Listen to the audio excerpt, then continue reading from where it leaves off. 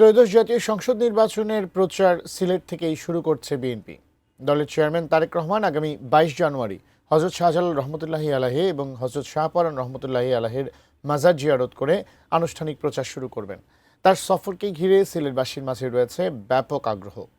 নাজির আহমেদের তোলা ছবিতে সিলেট প্রতিনিধি কামরুল ইসলাম মাহির তথ্যে ডেস্ক রিপোর্ট।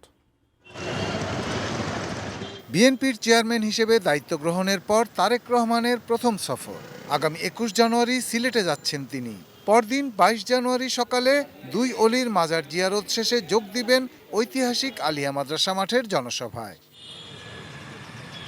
তারেক রহমানের এই সফরকে ঘিরে স্থানীয় বিএনপি নেতাকর্মীদের মাঝে বিরাজ করছে উৎসাহ ও উদ্দীপনা। দলীয় প্রধানকে বরণে চলছে ব্যাপক প্রস্তুতি। আমাদের প্রাণপ্রিয় নেতা এতদিন পরে সিলেটে আসবেন, সারা দেশের মতো সিলেটবাসীর মধ্যেও অভূতপূর্ব সাড়া আছে। বিজলি কেবলসের স্কিন কোটেড ইনসুলেশন আগুন প্রতিরোধী। বিজলি কেবলস, নিরাপদ আজীবন।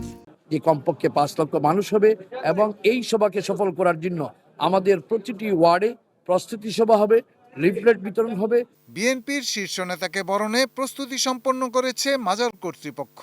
উনি আমাদের সিলেটের জামাই, আর আল্লাহর ওলির দরবারে আসছেন, ওনাকে most welcome to the spiritual land of Sylhet, এবং হযরত শাহজালাল মাজারে ওনাকে মোস্ট ওয়েলকাম।